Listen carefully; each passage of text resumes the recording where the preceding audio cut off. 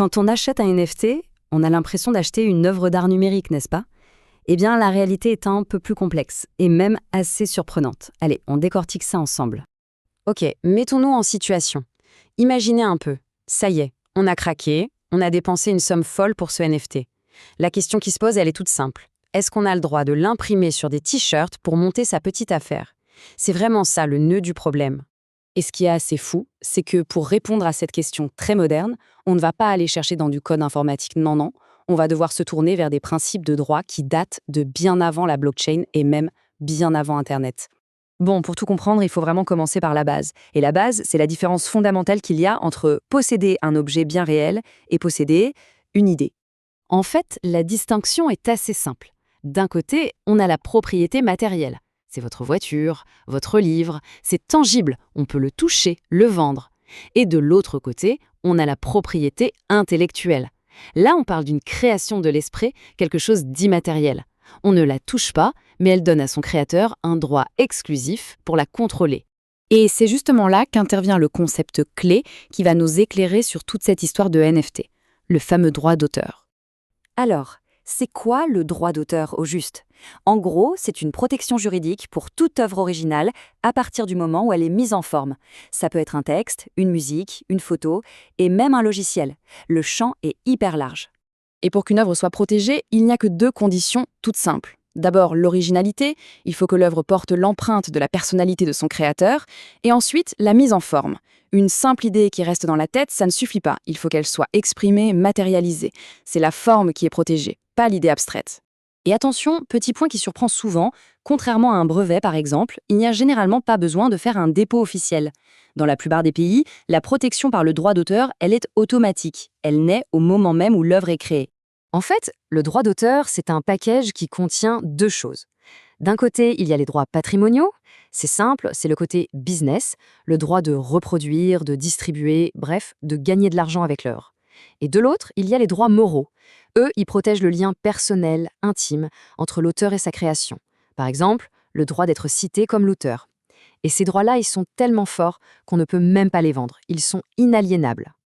Ok, maintenant qu'on a bien compris ce que sont ces droits, voyons comment un créateur peut s'en servir concrètement pour partager son travail et le monétiser bien sûr. Il y a deux grandes manières de faire. La première, c'est la cession. Là, c'est radical. L'auteur transfère la propriété de ses droits. C'est comme vendre sa maison. Une fois que c'est fait, ce n'est plus à soi. Et puis, il y a la licence. Là, c'est différent. L'auteur reste le propriétaire, mais il donne une autorisation d'utiliser son œuvre un peu comme une location, souvent avec des limites de temps ou territoire. Alors, pourquoi choisir la licence? L'avantage est clair. Ça permet de générer des revenus sans avoir à tout gérer soi-même. Mais attention, il y a des risques.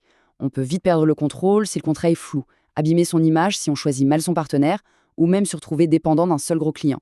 Et voilà, maintenant qu'on a toutes ces clés en main, on peut enfin revenir à notre question de départ et résoudre ce fameux puzzle.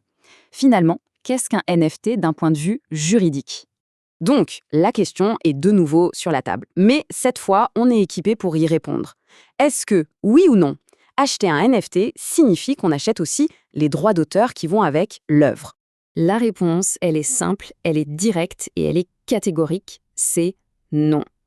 Et c'est vraiment l'erreur la plus commune à ce sujet. Et la raison est simple, il faut bien comprendre ça. Un NFT, ce n'est pas l'œuvre d'art, ce n'est pas le fichier image, ce n'est pas le morceau de musique. En fait, un NFT, c'est juste une ligne de code, une inscription dans un gigantesque registre public et infalsifiable qu'on appelle la blockchain. Et cette inscription, elle ne contient pas l'œuvre, elle contient juste des informations qui pointent vers elle.